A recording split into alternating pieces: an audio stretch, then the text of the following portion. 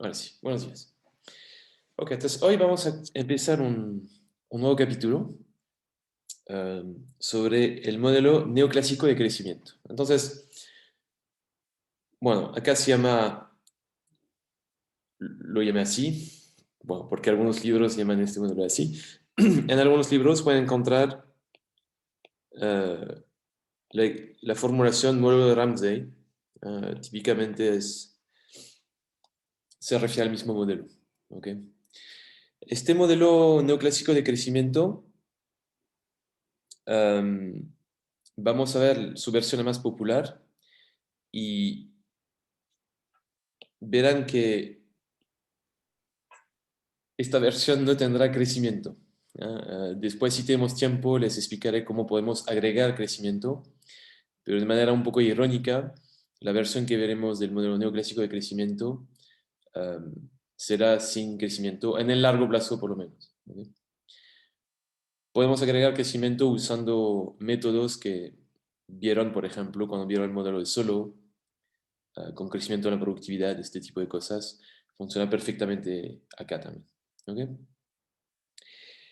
El modelo neoclásico de crecimiento, verán, es un modelo, bueno, de equilibrio general real. ¿Okay? Entonces voy a enfatizar esto de modelo real.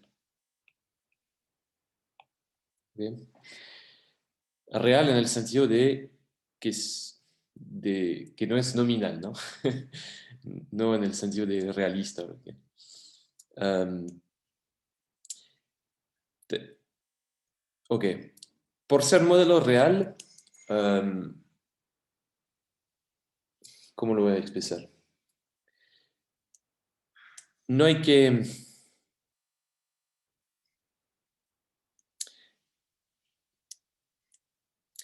Sí, perdón. Ok, es el modelo el más, de equilibrio general, más simple en su estructura, ¿ok? Que conocemos en macro. Hay muchos modelos cuya estructura básica... esperen, hay un ruido, vuelvo, lo siento.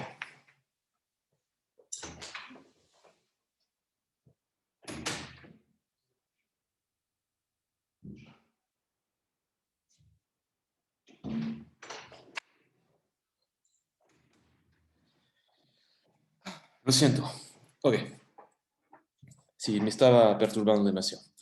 Ok. La estructura de este modelo es la estructura básica para muchos modelos en macro. ¿Ok?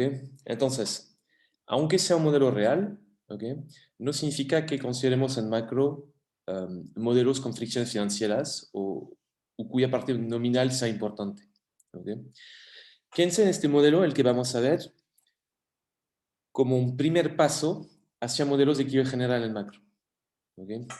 De la misma manera que cuando vieron competencia perfecta en micro, lo vieron no porque en economía creemos que los mercados son perfectos, sino porque es como el modelo más simple que existe en micro, que sirve de referencia para entender modelos más complejos con fricciones. ¿Okay? Entonces, típicamente lo que se dice es que una vez que entiendes el modelo con competencia perfecta, bueno, es más fácil entender, por ejemplo, el monopolio.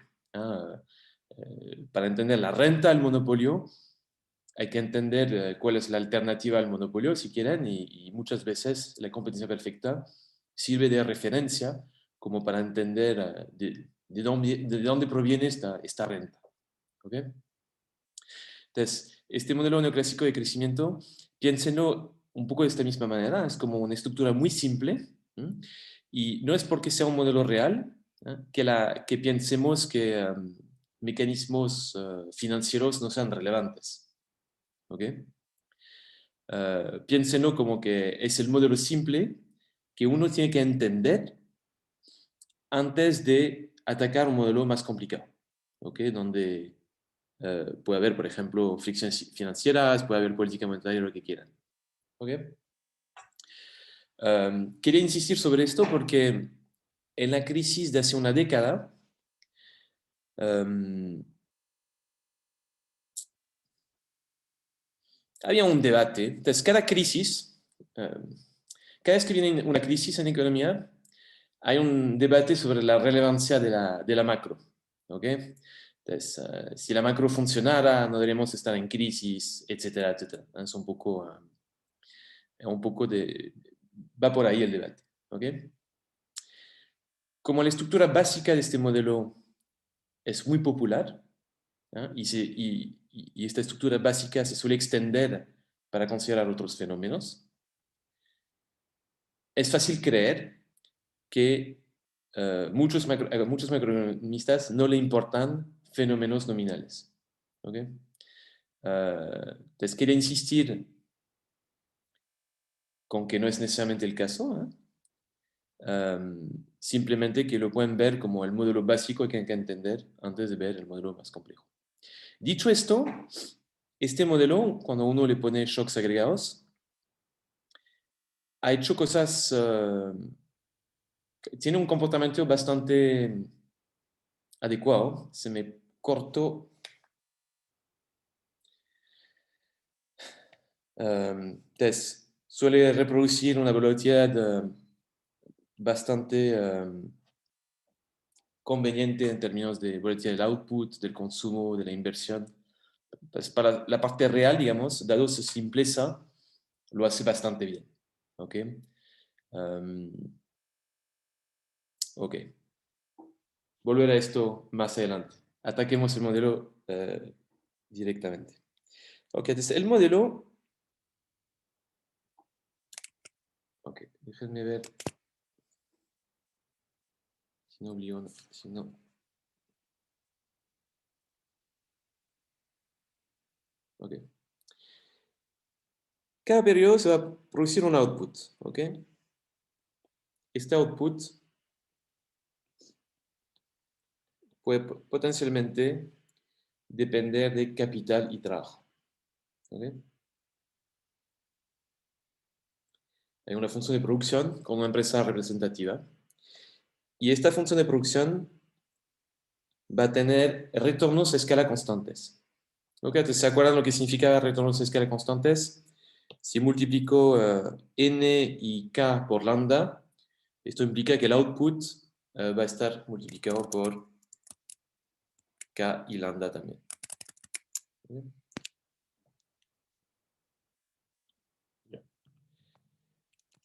No sé si conocen otras implicancias de retornos a escala constantes.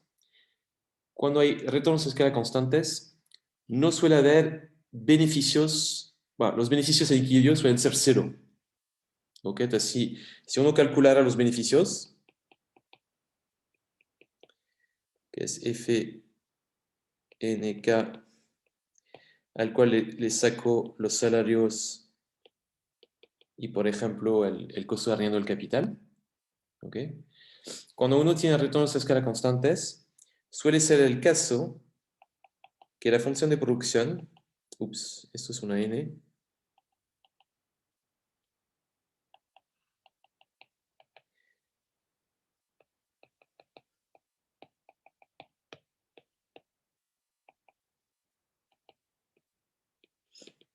cumple con esta propiedad. ¿Ok? Entonces, retornos a escala constante significa homogénea de grado 1. Entonces, si f es homogénea de grado 1, cuando hago la suma de las derivadas ponderadas por el argumento, ¿ya? Suelo recuperar el nivel. ¿Ok? Eso es algo que seguramente vieron en su clase de análisis. ¿Ok? Ahora, ven que cuando tenemos mercados perfectos,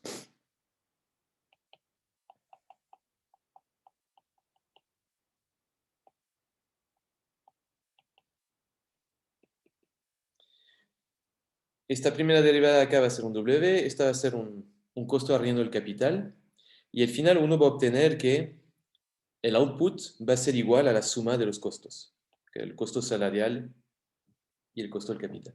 ¿No? Por lo tanto, los beneficios, si vuelvo hacia arriba, por la propiedad de retornos a escala constantes, van a ser cero en equilibrio. ¿Ok? Entonces, esto puede tener ciertas ventajas, en el sentido de que al final del día no nos tenemos que preocupar mucho por quién es el dueño de la empresa, por ejemplo, en el modelo. Porque como va a recibir beneficios cero, ahí no tendremos sus recursos que no sabemos qué hacer con ellos, ¿no? Simplemente no va a quedar recursos una vez que financiamos el costo salarial y el costo del capital. Es una propiedad que está bueno saber en economía en general. ¿Okay? Y si quieren tener beneficios, suelen basarse en modelos con retornos decrecientes. Entonces, con retornos decrecientes, ahí sí la empresa va a generar beneficios. Y si tiene beneficios, bueno, tienen que tener algún mecanismo en el modelo que haga algo con esos beneficios, ¿no? Tienen que ir a algún lado, ¿no?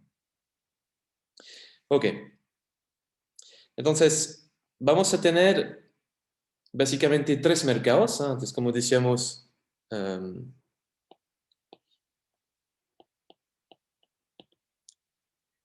tres mercados. Un mercado donde tenemos bienes, uno donde tenemos trabajo y un tercer mercado donde se intercambia eh, bienes de capital. ¿Ok? Acá el precio lo vamos a normalizar a 1, ¿ok? El precio del bien. El trabajo, su precio va a ser W y el capital se puede arrendar a un costo R. ¿Ok?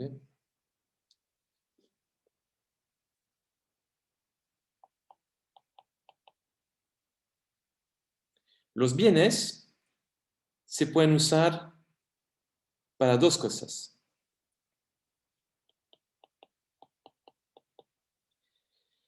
Se pueden consumir, ¿ok? Ese subte va a ser el consumo, y se pueden invertir, es decir, que permiten eh, acumular más capital. ¿Ok?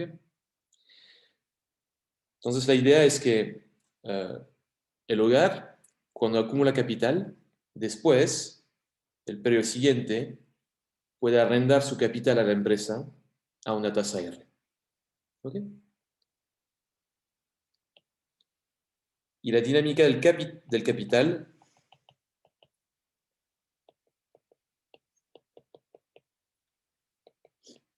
va a ser la siguiente. ¿Ok? Entonces, como habíamos visto en modelos de inversión,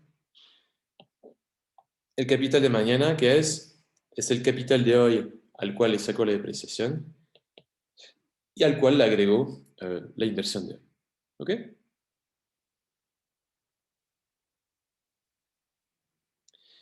Entonces, para anticipar un poco lo que va a pasar más adelante, tenemos un agente que, bueno, le gusta consumir. Entonces, vamos a suponer que va a tener una función de utilidad que va a depender del consumo. ¿Ok? Entonces, a priori, le gustaría usar los bienes para poder generar mucho consumo y mucha utilidad. Pero por otro lado, la ventaja de invertir como acá es que le permite tener capital y este capital después lo puede arrendar, ¿no? Y cobrar este R por K. ¿Ok? Entonces vamos a tener un trade-off que ya teníamos antes. La gente que suaviza el consumo, pero el ahorro le sirve para financiar consumo futuro.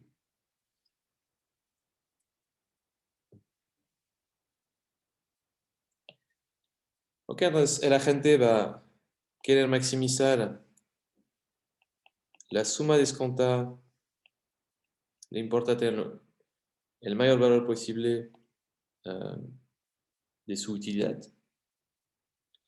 y va a tener dos dotaciones.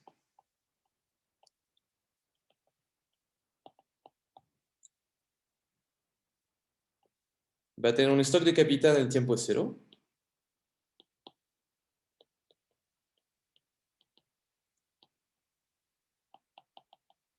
¿Ok? Y la otra dotación que tiene es que va a tener una unidad de tiempo cada periodo.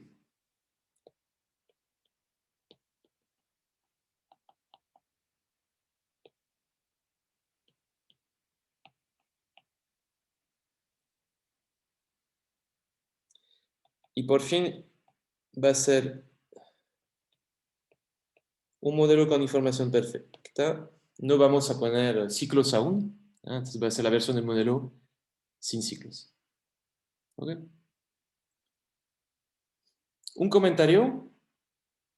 Como la gente tiene una unidad de tiempo y que en la función de utilidad que tenemos acá solo valora consumo, no valora ocio, ¿ah?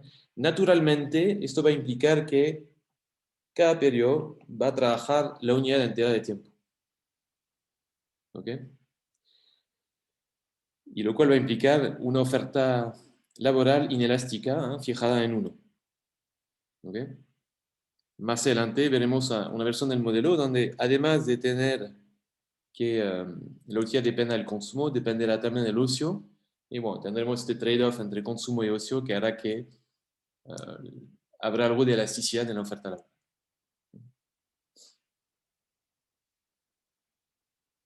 Ok, entonces esto es un poco el modelo. Hay como varios supuestos estándares que podemos agregar. Entonces, condiciones de nada para el consumo y la función de producción. Entonces, el límite, cuando el consumo tiende a infinito, de utilidad marginal del consumo va a ser cero. Y el límite, cuando el consumo tiende hacia cero, de la utilidad marginal del consumo va a ser infinito. ¿Ok? Primera cosa. Va a pasar lo mismo con la función de producción.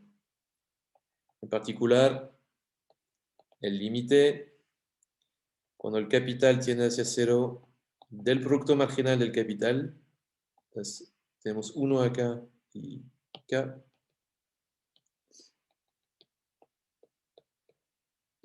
va a ser infinito. Y el límite, cuando k tiende a infinito, del producto marginal del capital, va a ser cero. ¿Sí? Entonces, ¿se acuerdan? Les había comentado que esas condiciones de nada sirven para garantizar un equilibrio único. Tendremos concavidad también, función de utilidad va a ser estrictamente cóncava, estrictamente creciente. La función de producción estrictamente cóncava, estrictamente creciente, etcétera, etcétera. ¿Ok? Entonces se van a aplicar esas propiedades estándares. ¿Ok? Podemos calcular fácil el output per cápita, o el output por unidades trabajadas, si quieren.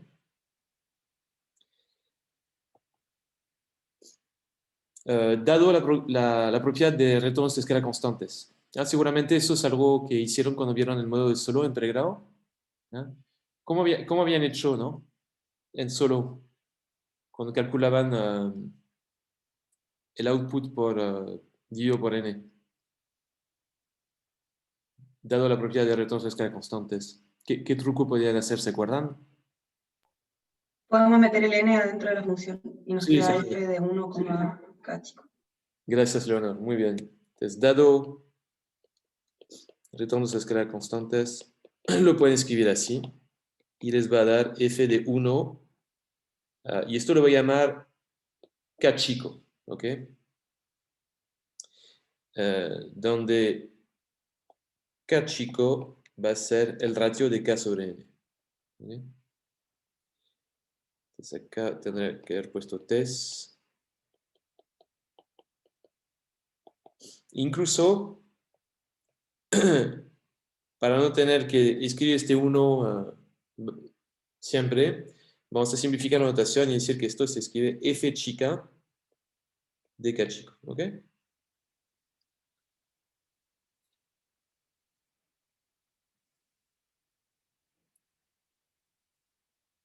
Ok, yo creo que ahí les di todos los supuestos que caracterizan este modelo. ¿Ya? Ok, entonces tenemos este agente representativo que opera en tres mercados. Hay un mercado de los bienes, un mercado del trabajo, un mercado del capital. ¿Okay? Le va a interesar suavizar consumo porque tiene una función de utilidad cóncava y por lo tanto tiene incentivos a ahorrar también, etcétera, etcétera. Este modelo hay dos maneras de resolverlo. ¿Ok? Voy a poner acá dos solution methods.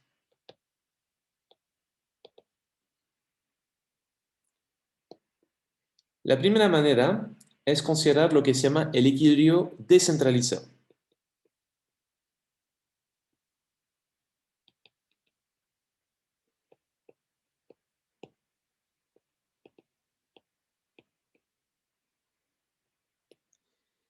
Y la segunda manera es considerar lo que se llama el planificador social o central.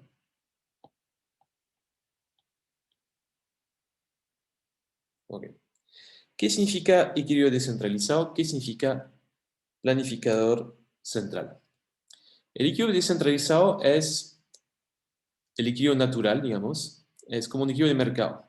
¿Ok? Entonces tenemos el agente que eh, intercambia en los mercados al precio que se fija en el mercado. ¿Ok? Es como la manera de cómo he descrito el modelo, de hecho. El planificador central es un equilibrio que considera que en realidad no hay mercados en esta versión del modelo. Entonces, en el sentido de, entonces, que sí están esos mercados, pero no hay ningún precio asociado. ¿Ok? Hay un ente superior que llamamos el planificador central o social, y este ente superior le va a decir a cada agente cómo se tiene que comportar. ¿Ok? Le va a decir, tú tienes que consumir tanto y trabajar tanto. Tú, la empresa, tienes que contratar tanto trabajo, tienes que contratar tanto capital para producir tanto, etcétera, etcétera. ¿Ok? Y él decide cuántos recursos se transfieren de un agente al otro. ¿Ok? Entonces, como él decide todo, no va a haber precio en los mercados, ¿no? Porque decide, tú trabajas esas cantidades de horas y después te voy a dar tanto de comer, ¿no? Pero no te voy a pagar un sueldo y tú vas a tomar la decisión de cuánto quieres consumir, ¿no? Soy yo el planificador central que toma esta decisión por ti. ¿Ok? Obviamente esto es una utopía, ¿no? Incluso en las dictaduras más severas del mundo, no hemos visto, incluso esos días, no hemos visto un Estado tan metido en las decisiones de cada uno. ¿Ok? Um, Dicho esto, se me olvidó decir algo. Cuando el planificador social es benevolente, ¿ok? Entonces cuando quiere lo mejor que quiera para la gente, um, la solución de ambos equilibrios va a coincidir muchas veces. ¿Ok? Entonces, es decir, que si resuelvo el modelo usando el método número uno, voy a obtener que los agentes van a trabajar y consumir y producir exactamente las mismas cantidades que si resuelvo el modelo con el método 2. ¿Ok? Es bajo algunas condiciones, ¿eh? Pero puede ser el caso que la solución de ambos enfoques sea exactamente la misma. ¿Ok? Si es el caso, si obtenemos exactamente la misma asignación en ambos equilibrios, a veces conviene considerar el segundo método, justamente porque no implica precios. ¿Ok? Y cuando tenemos que computar equilibrios en macro, muchas veces no tener precios nos ahorra mucho trabajo.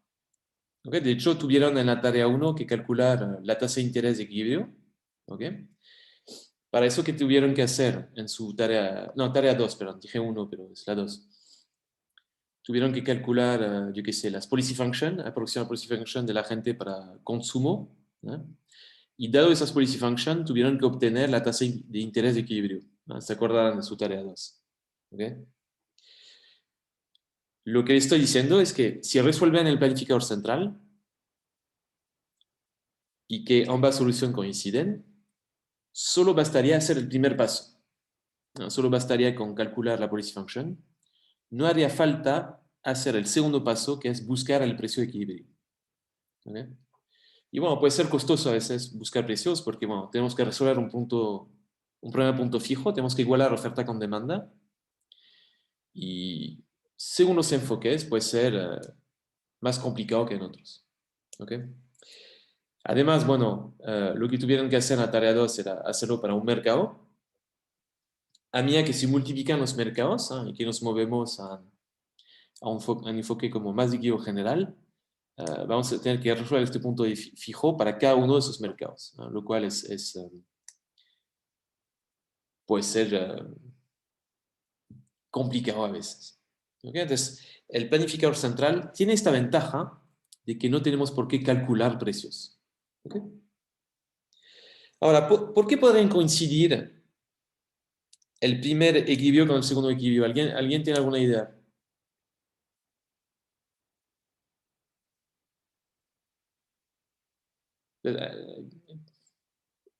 No tienen por qué saberlo, pero tengo curiosidad. Si es que Que tienen alguna ambos idea. sean óptimos. ¿Cómo? Que ambos sean óptimos. Bueno, efectivamente. Entonces, eso es un primer supuesto. Vamos a querer... uy, ¿dónde estoy? Acá, ¿no? Entonces, primera cosa, esto de maximizar la suma descontada de la utilidad es un objetivo que nos vamos a fijar en el caso del equilibrio descentralizado, cuando el agente toma sus propias decisiones, y en el caso del planificador central. ¿Ok? Entonces, vamos a maximizar la misma cosa. Ahora, el hecho de que maximicemos la misma cosa no tiene por qué ser el caso que ambas soluciones coincidan, ¿no? ¿Qué cosas vieron, por ejemplo, en micro que pueden hacer que ambas soluciones no coincidan? El que no hayan externalidades, que no esté considerando como los agentes por sí solos. Exactamente, que no hay externalidades. ¿Y cuando, qué teorema vieron en micro, por ejemplo, que asegura que esas externalidades estén internalizadas, ¿no? ¿Se acuerdan algún teorema que vieron? El de Gauss. Sí, es cierto. Sí. Formulé mal la pregunta. Formulándola me di cuenta. Ok, la voy a formular de esta manera.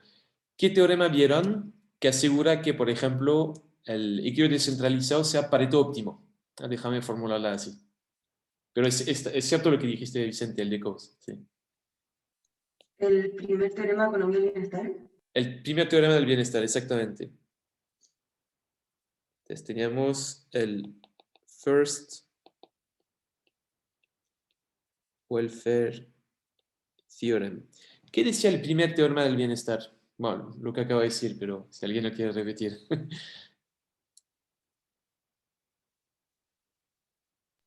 Que bajo ciertas condiciones el equilibrio alraciano es lo óptimo de Pareto. El equilibrio, no escuché ¿cuál equilibrio dijiste? Que bajo ciertas condiciones el equilibrio alraciano es óptimo de Pareto. Sí, ¿qué condiciones necesitamos? Había la más importante. Que no hay externalidades. Te escucho mal, lo siento, Leonor. Perdón, que no hay externalidades. Sí, pero digamos, ¿qué estructura de mercado considera? A eso apunto. ¿Se acuerdan? Que se cumple la ley de Van-Alpers, ¿no? Eh, sí, pero ¿qué estructura de mercado necesitas? ¿Se acuerdan? En micro vieron competencia perfecta, vieron monopolio, vieron oligopolio, vieron un montón de más estructuras. ¿Cuál es la estructura de mercado que asegura que se cumpla este primer teorema del bienestar? Competencia perfecta. Competencia perfecta, exactamente. Entonces, un supuesto importante acá, creo que lo dije, pero si no lo dije, lo digo ahora, es que tenemos mercados competitivos. ¿Ok? Entonces, es una primera cosa. Entonces, si tenemos mercados competitivos, genial, Leonor, se puede aplicar el primer teorema del bienestar y, en particular, cualquier equilibrio de mercado competitivo es Pareto óptimo. ¿Ok? Entonces voy a escribir acá perfect market. Consideremos un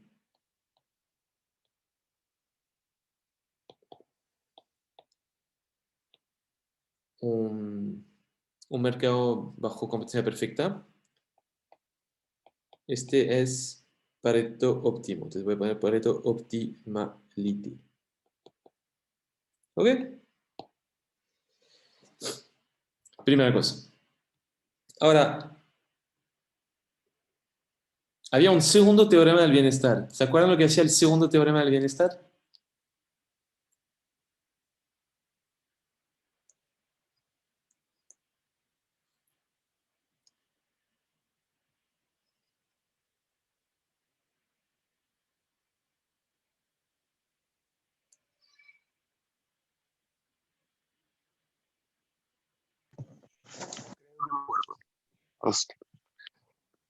Que si estamos en un equilibrio de Pareto, no se puede mejorar a uno sin empeorar a otro. Entonces, se tiene que hacer una referencia. Entonces, si estamos Era por ahí. Escuche mal, Martín. Entonces, si estamos en un equilibrio Pareto óptimo, Ujú. ¿qué pasaba después? Si se quiere mejorar a una persona, se tiene que empeorar a otra. Sí, eso es definición de Pareto optimalidad. Pero ¿qué decía el segundo teorema del bienestar? Lo de las transferencias, ¿o no? Pero Sí, no me pero acuerdo bien para dónde iba. antes de las transferencias, esto es cómo hacerlo. No, ahí me quedo. ¿Alguien más se Era acuerda? que cualquier óptimo Te que escucho, cualquier Leonardo. óptimo de Pareto se puede convertirse en un equilibrio con las transferencias adecuadas. Pero ¿qué tipo de equilibrio? Con lo que me importa ahí es que me digan bajo competencia perfecta. ¿Ok? Entonces, si tienen un equilibrio Pareto óptimo, entonces olvídense de la estructura de mercado asignada. ¿Ok? Entonces consideremos un equilibrio que es Pareto óptimo. Podemos obtener este equilibrio Pareto óptimo considerando un equilibrio descentralizado bajo competencia perfecta. ¿Ok? Um, y entonces el segundo teorema del bienestar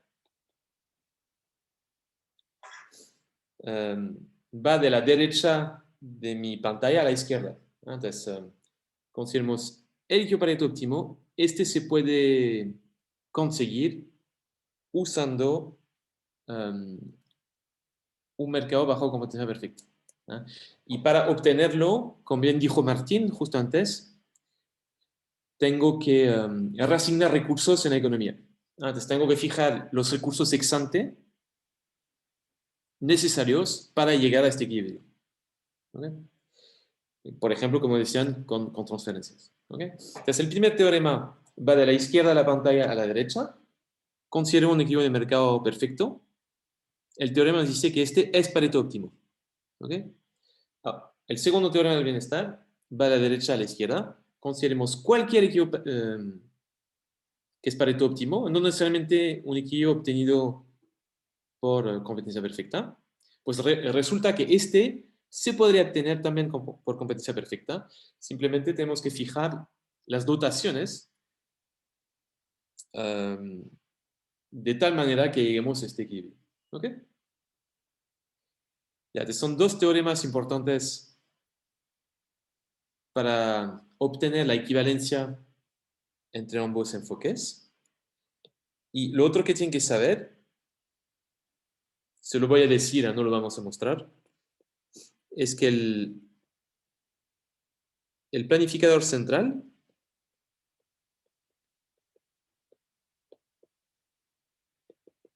es Pareto óptimo.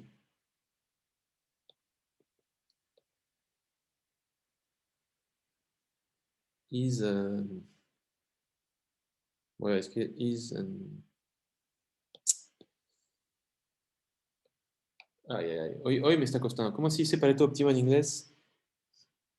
Pareto optimal. Sí. Bueno, voy a escribirlo así, espero que no esté. ¿Ok? Ok. Entonces, vuelvo acá, ¿no? Entonces teníamos dos soluciones. Sabemos que este de acá es Pareto óptimo. ¿Ok? El equilibrio descentralizado.